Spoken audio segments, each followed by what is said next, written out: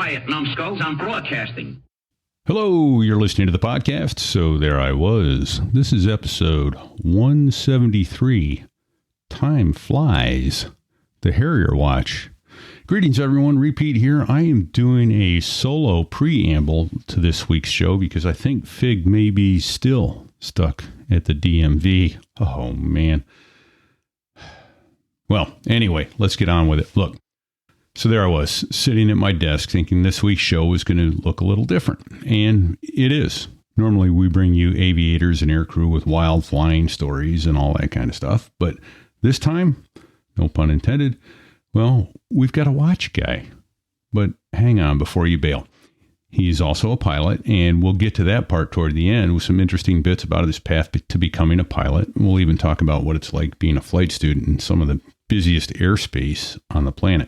But here's why this is a special show. This whole thing came together under some pretty tight time constraints. You'll hear about that in the show. This isn't an ad, and he's not a sponsor. We just don't want you folks to miss out on this limited time deal. And here it is. Our guest, Mark, is from Long Island Watch Company, and he got an email from a guy down at PAX River. That's the Patuxent River Naval Air Station, for those of you who don't speak naval aviation. Anyway, PAX is basically the place where the Navy test drives all of the airplanes and the toys that go on the airplanes. They do flight tests on things with wings that sometimes don't work quite well yet, or they do work well and they're trying to make them better. So it's a big naval air test facility, and it's actually pretty cool. Some pretty smart people working down there. Anyway, it makes perfect sense that the Harrier community there would cook up an idea to celebrate this legendary jet, the Aviate Harrier, with a watch as the jet starts to ease into retirement. And Mark, well, he's the guy crazy enough to say, sure, let's do it. He teamed up with folks at PAX River, jumped through all the government hoops, wrangled all the Boeing approvals, and out popped this gorgeous limited run Harrier commemorative watch. So yeah, it's a little bit of a departure for us on the show, but it's still aviation at heart. And trust me, you're going to want to hear about this thing. I'll put a link on the website, so there I was.us. But if you can remember longislandwatch.com, you'll find this watch under watch type and pilot watches. Your deadline for ordering is 23 September. Don't even get close to that. Order today. Stop what you're doing right now and go order this watch if you even think you want one. It's affordable and it's gorgeous. And I'll put links in the blog post on sotherewas.us to his video showing off the watch, a little more than just the photos on the website. But stick around to the end because, yes, our guest isn't just about watches. He is an aviator, and his story is worth hearing. So before we get into the show, I want to leave you with this one bit of advice. Remember that when you're describing a dogfight with your hands, the number one rule is don't shoot your watch.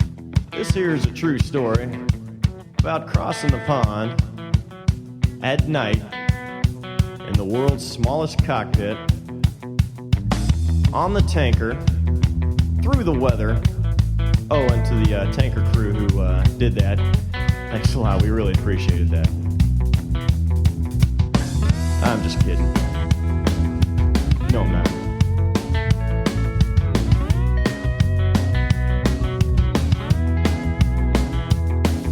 Well, there I was, crossing the pond, and you could see that I wasn't exactly fun. So there I was, sitting at my desk. It was around June of 2023. I received an email from a fella down at PAX. His name was, he actually said I could use his name, Mike Chick. And he's affiliated with the Harrier program. And he had an idea to celebrate, I guess they're sunsetting it officially sometime in 2027. And he knew to plan ahead. And he wanted to commemorate it with a watch. He was a watch fan or a watch guy, and he ran it up the flagpole to his boss. His boss liked the idea. He reached out to me, and we started talking. And he knew the store, knew my channel, knew I'd done like batch runs, for things like this. And there started a, I don't know, probably 12 to 18 month design cycle of back and forth and government stuff. And you know how that goes and how long things can take to get approvals. And, you know, just to obviously use the Harrier name, it needed Boeing's approval and whoever else. But yeah, now here we are. We got a watch. It's a limited run. We're only going to make as many as we get orders for. So taking pre-orders. The pre-orders will close September 23rd. So about 4 weeks or so from now, 4.5 weeks or so. Go to production, and then we're going to ship them out to whoever wanted one. Wow. I want one. Yeah. Tell you right now, I'm going to put my order in. I ordered one. I may order another one. I'll tell you what. This is cool. Greetings, everyone. Repeat here. Kind of a departure from our usual format because we usually have aviators, but actually we do have an aviator. I was going to say. Yeah. Congratulations. A little Mark bit. is, in fact, an aviator. He got his private. He's working on his instruments, so that's very cool. Hey, that's we'll talk to you about some of that, too, a little bit. But so, yeah, we had a group chat. Our show a couple weeks back was with the Young Guns from 542. They threw the link to your video in the group chat, and it immediately piqued my interest. And, oh, cool. We'll put a link in the show notes with this, too, on the blog post. But this is a cool watch, folks. I would go look at this thing. And, oh, by the way, two things. One, this is not an advertisement. He's not a sponsor. We love this thing, and we wanted to let people know about it before the window closed, and you got screwed by not being there. And secondly, this is Repeat. Thanks for joining us. Where's my co-host, Fig? Hey, I am straight from the fucking DMV, baby. And I don't mean that in a bad way. Yes, I do. And I've been delayed, and I apologize, but it's really a pleasure to have Mark with us. Mark from Long Island Watches, right? Long Island? Yeah, you got it. Yeah, that's where Long I am. Island Watches. And I'm excited, first of all, to talk to you about this specific watch, because in the link that he's talking about, I watched it yesterday morning while I was shaving about 5 in the morning in some undisclosed location I was working, and I was like, holy shit, I got to have one of these. So let's talk about this. Yeah, very cool. Well, first and foremost, so the origination of the idea was out of PAX River, and working with a guy on design items. We had a question, and I know it's too late now to incorporate it. Was there ever any consideration of putting the squadron patches on anywhere for the?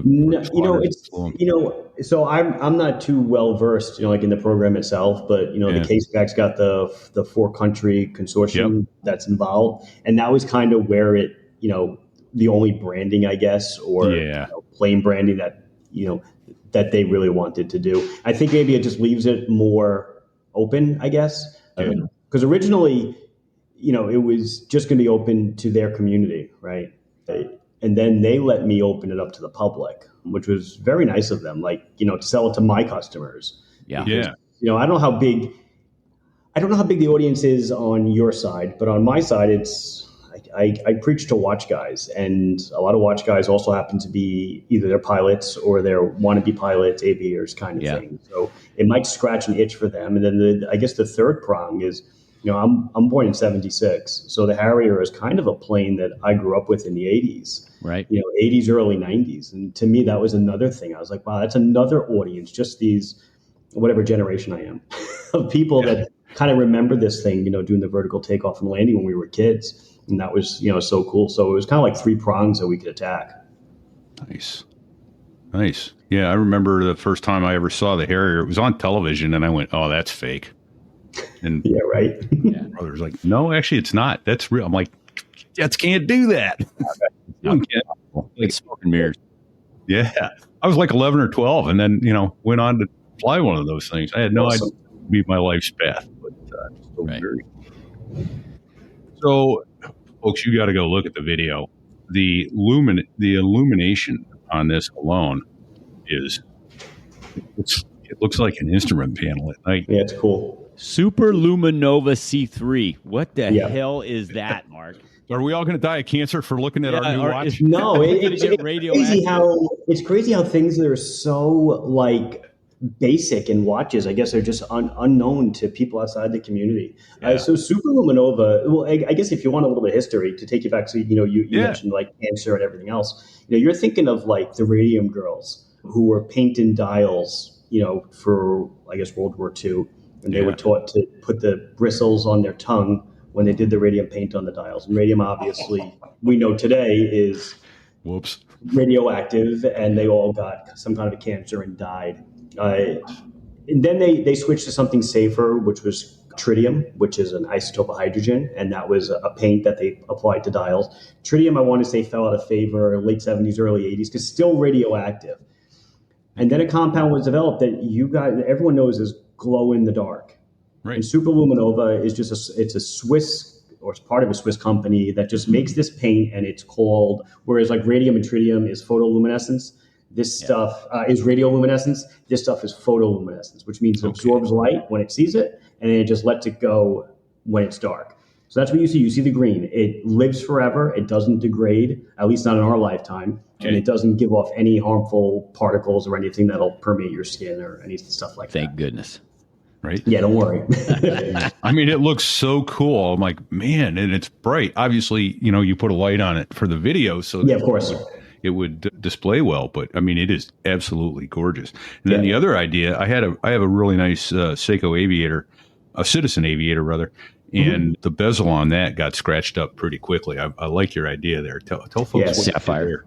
Yeah, so the bezel insert itself is what's called, it's sapphire, which basically is the way it sounds. It's the same thing as the crystal on the watch. So sapphire is a 9 on the hardness scale. So pretty much the only thing that's going to scratch it is another sapphire or a diamond.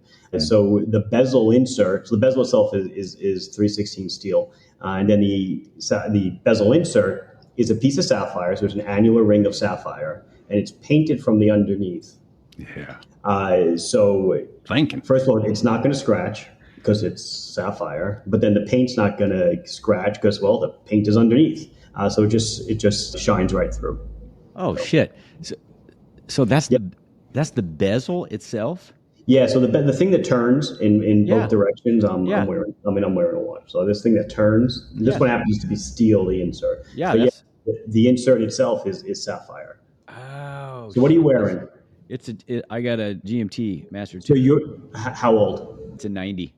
So that is aluminum they were using back then. Okay. So that will scratch and everything else. Oh, it does. They've moved to Cerachron now. That was a few years ago. Where they're now ceramic. And ceramic is like sapphire. Ceramic doesn't scratch, but ceramic, Rolex figured it out, but you can only fire ceramic in certain colors. That's where sapphire comes in. Sapphire is paint. It's not painted underneath, so you can kind of paint it whatever color you want. But yeah, same thing. So that little disc inside inside the bezel is just sapphire. Far out. Nice. Well, all right. What else? Let's see. Why the limited run? Is it a cost issue or is it? No, it's not. It was one of the requests from PAX was to make it that way. Okay. Yeah, just make it limited. They want it shut off after a certain period of time. And as I said, that was one of the things that they mentioned to me. They're like, you can open it to your audience, to try to build, because I guess they didn't know what the response was going to be. Yeah. They didn't know how many were going to sell. I mean, I really need to make 100 to kind of keep everybody happy, kind of financially and everything else. Yeah. And are you going to get there, or do you know yet? We've surpassed it already. Nice. As of this morning, we sold like 110 or so. Oh, that's fantastic. So I'm happy, but like I said, there's like a month left, and with people like you, it's kind of just.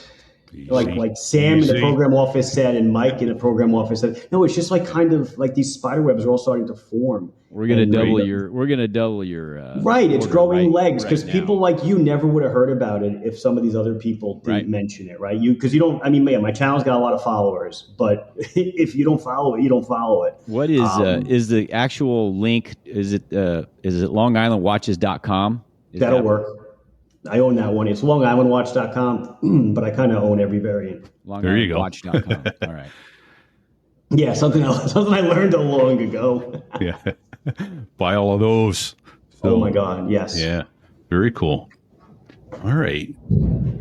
So you told me pre-show that you were an aerospace engineer working with other programs, and so that's how you had some familiarity with PAX River. Yep. How did you get into the watch gig? And specifically, how did you wind up, and I'm assuming you've done other, in fact, I know I've looked at your website, you've done other aviation watches. So. Oh yeah, for sure. I mean, I've always loved aviation personally, but no, so I wound up I was an aerospace engineer at BAE Systems, which is like the former British Aerospace North America division from 98 to 2011. And then shortly after I graduated college, I graduated in 98, always been a fan of wristwatches. Like I'm just loved, I wouldn't say loved them, but liked them. And my dad had a decent collection of a couple of nice watches. And it just so happens that one day I was meeting my college buddies for lunch, and we were just chatting, and one of them was wearing an interesting watch. I said, "What the hell are you wearing?" He showed it to me, and what you pay, $80, blah, blah, blah. Where'd you buy it? eBay in Germany. And I was like, wow. I'm like, I could sell that. I don't know why. It just kind of popped into my head. I was already working as an engineer for like 3 years. I was like, I could get a side hustle selling something like that. And that's kind of what I did. I contacted the seller, bought 10, sold them on eBay, some at a profit, some at a loss. And it's literally rinse and repeat 20 years late, 20 years on. And I took the same $700 and parlayed it into, what it is today. Nice. Very cool. All right. Yeah. Well, I'm both excited and bummed that it's going to be a limited run, right? I mean, everybody wants a watch that's more valuable. And well, that's why you and I need to buy two. Right. And the ones we're not going to wear, we wait until everybody got to have one, can't get one, and then we pay for, the scalpers we bought. Yeah. Yeah. Right. Exactly. And what about, so all the collaboration details on the design, that was all done with you said Mike Chick down at PAX River? Yeah, pretty much. So it was a designer that works for me, Ryan, and a guy that he works with, Silvio. These two guys kind of just went back and forth, all different varying ideas. Mike had some ideas, Ryan had ideas, and just constantly going back and forth and figuring out what's best, what looks best, what's manufacturable. That's obviously the big one. And we kind of landed up on the design that you see today. Well, fantastic. It's a gorgeous watch. So Thank you. I make an order. So I agree. They and not tell mama. Yeah. I know, right? So, they're all going to be serialized after we get it done. How many we have, we're going to make that many. I mean, to be honest, I'll probably make another 2 or 3% just in case. I always like to have extras just in case something happens. Somebody gets lost in shipment or something. I can't say, I can't make you another one. So yeah, right. Oh, what a concept. Yeah. Yeah, I always err on the side of caution and make a couple more. But other than that, it'll be done. So you're going to put a serial. You're not going to put a serial number on the watch, though. No, on the case back. On the case back, it'll be numbered. So let's say we make 237 watches. It'll say yours is number 32 out of 237. Literally, is there any each one has a different one number with the number 223 on the back for repeat? So I always tell people, and I'll just be honest with you, that I don't reserve serial numbers because it's such a pain in the ass. But however, if I make at least 223 and there's one of those, then You son of a bitch. He just snaked that from underneath me, Mark. Well, he's live. I can't tell him no. The customer's always right. Beautiful. Hey, you got the lighter. You got the Zippo lighter, Fig. Well, if you play your cards right, you're going to get one too, you son of a bitch. Well, if you play your cards right, I may give you, 231. The odds of getting 311 or 542 seem pretty low. You're killing me. Oh, my gosh. Yeah. All right. I have a question about the technical question about the watch itself, Mark. Go ahead. I remember this was a long time ago, about 26 hours ago, when I was listening to this your video. The movement is an automatic movement made by Seiko, right? Mm-hmm. Mm-hmm. And where is the watch going to be assembled? Yeah, so that we just covered that before. So even though the movement is Japanese, the watch will be assembled in China in one of my factories. Okay. And I don't know anything about that movement. Is that a reliable, So when you get back into my space here where I live, Seiko is pretty much the workhorse of the affordable automatic watch. I mean, this is an automatic, right? Yeah. Much like your watch is. Yes. And, for all the popularity that we think automatics have, they still represent probably less than 5% of the overall watch market. Really? So people don't understand. Oh, yeah. You gotta wind it or wear it to get it to run and keep running. It has about 40-hour power reserve, this and that. So it's either Seiko is going to be your movement or going to be Miyota, which is owned by Citizen. Everybody knows Citizen. So Miyota Watch Group or Miyota Movement Group. So the Seiko NH34 is the only affordable GMT movement that has come out of Japan in the last 30, 40 years. So yeah, they released that movement back in about 2020 or so, 2021. Okay, and it's a dual time zone movement, super cool. 24 joules, hand wind tacks, 40 hours. It is in a good deal of the Seiko watches that we sell. So Seiko, when they make a movement, right? So this is you correctly identified as the NH34. When Seiko uses it in their watches, it's called a 4R34. It's the same movement, just unbranded. They're in the movement business. They're in the watch business first, but they're also in the movement business, and they sell their movements to the trade, and a lot of them at that. What do you mean by joules? What does 24 joules mean in the watch? Sure. So we could go forever. I also have a series on the channel called Watch and Learn that's 97 or so issues deep. So you can go into that catalog. So an automatic watch, right? It runs on a spring, right? Power is all stored in a spring, and that power is transmitted from the main spring all the way finishing the train, pretty much to the seconds hand. And it's a powerful spring, but it still is subject to friction. As things get smaller, friction gets larger and larger and larger. So the effects of friction get massive when you get down to the scale of what we're talking about. So to counteract that, every important gear, if you will, or they call them wheels, you'll know it as a gear, is mounted on artificial or synthetic rubies, and that's a joule. So a typical three-handed watch needs 17 joules. That's it being jouled to like the second wheel or something. Gotcha. Seven in the regulating mechanism, and then for a bunch of the wheels that go around. For something like this, it's got an extra GMT hand, it's got a date, a couple other complications. Complications meaning anything other than telling the time. 24 joules. So there's 24 little synthetic rubies in the movement. It's not really a mark of quality. Back in the early 2000s, people kind of considered it a mark of quality. 30 joules must be better. It's not. But 24 is pretty much standard. Anywhere from like 17 to 26 is what most watches will have. Okay, that makes sense. So because you can't build ball bearings that small. That is 100% on point. Yep. Okay. All right. Very cool. Well, Fig, you have any more watch questions? Stand by, because I'm All going right. through my list. Oh, sure. Take your time. I want to make sure we haven't. Well, so I saw that it comes with two. Is it the option bands. to get two different bands, or does You get it? It just comes out. It comes that way, and so you get the bracelet and the leather strap, and so that you don't need tools to change them. They're going to have what's called QR pins on the back, quick release pins, and you can pretty much just pinch it with your fingertips, and the pins will retract, and you can swap it out. That's awesome. That's also shit hot. Okay, so the face looks like the fan blades. Yes. Right? For the Pegasus engine. And I noticed from the video, the canopy itself, when you turn the lights off, the canopy also glows. Yes. Which is a nice touch. Yep. And what was the other thing?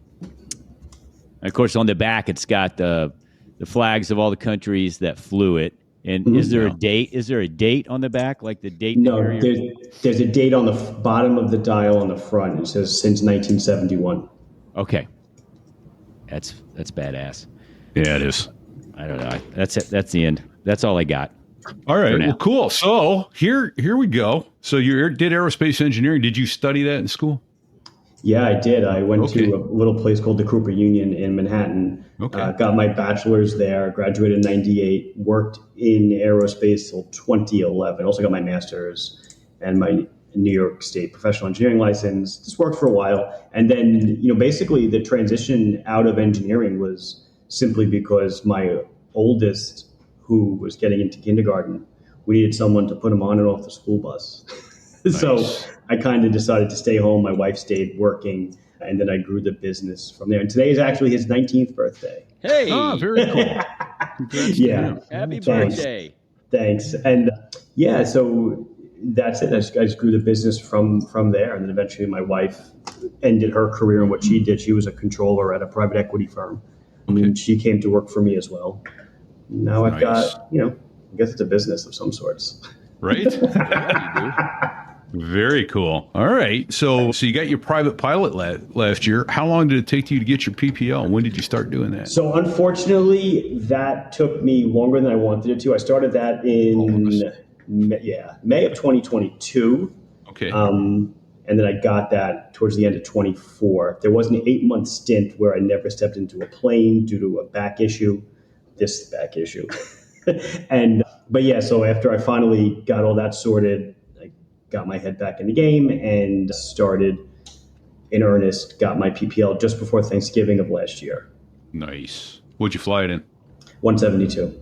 Nice. Well, congratulations. Yeah, indeed. Thank you. That's cool. That's no small feat. No, I know. It was cool. Yeah. What was the hardest part? Whew. And you know what? Believing confidence in yourself. Honestly, Okay. 100%. That was it. Landings, everything else, sure, difficult as hell.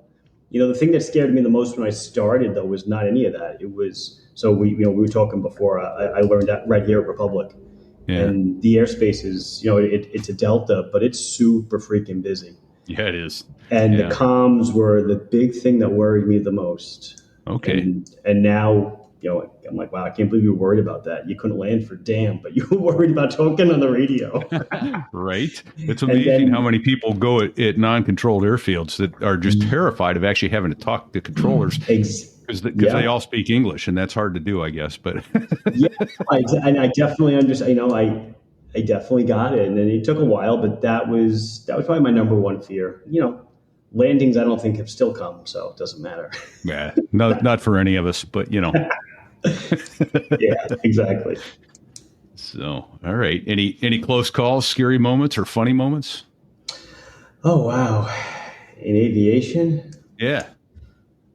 One of my solos, when I was just endorsed for solo, doing the pattern, there was some guy literally going the wrong way, doing all sorts of things, and they actually asked me to exit the Delta until they can figure out what to do with them. It was just me and him in the pattern, which was unheard of because it's usually very crowded. And they told me to exit the Delta, and I'm like, what? I'm like, I'm a student. I got to, okay. They're like, yeah, you got to leave. They're like, you know what you're doing. You got to leave. I was like, okay, I'll leave. And I came back a couple minutes later. That was about it. Other than that, just been having fun doing stuff. It's okay. That's okay. You don't have to have a lot of excitement with that kind. Exactly. I'm okay with that. I mean, I've had obviously aircraft issues. The airspeed indicator pegged at 40 no matter what I did, and kind of some weird things. But that's school's in it for profit for you. Sure. Yeah. We actually had that recently. We landed. We couldn't get past about 60 knots, no matter what we did, and it turned out there was a big old bug right in the middle of our pitot tube. Weird. Yeah. It's usually what happens. Yeah. I don't think in 43 years of flying until about 3 weeks ago, I've ever taken a bug directly into the pitot tube. Yep. So, that'll do it though. So, yeah. Well, I'm excited, Mark. Thank you for coming Likewise. on and telling us about this watch. I'm ordering one as soon as we hang up. Awesome. Actually. Beautiful. And yeah, so people know, so we're closing it September 23rd, and I expect to deliver sometime in the middle of December. I'm hoping earlier. I actually, due to the popularity. Just for Christmas. Yeah, due to the popularity, I kickstarted a whole bunch already. Just to get production rolling. But yeah, that's kind of like the goal right now. Very cool. Okay. Well, I'm brother. super excited. I guess I'm going to have to go out and order about 110 of them to get close to my 223 number. Facts. But no, I don't think I'm going to have to. I think once people hear this and the word gets out, I think there's going to be some more coming in, trying to get this widely disseminated as we can. So very cool. Yeah, Mark, thank you for taking time out of your day to join us. We're deeply appreciative that you could, and we're really excited that you decided to build a watch dedicated to one of the greatest attack jets ever made. Ever. Yeah, Ever. I agree. Very cool. All right. Well, thank you for your time. Thank you, everybody. Take care of yourselves, and until next week, stay safe and checks. See ya.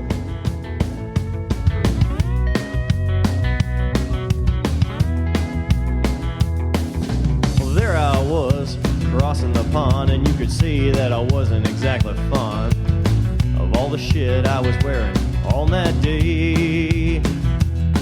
Now an F-16 is cramped enough, but it's even worse with all that stuff supposed to save your life. But we knew there was no way. going down the North Atlantic, man, it's over. Hold on. What do you say, Fig? He said it's over. That's a dumb question. Skip that. Yeah, weird. Out. That's a dumb question.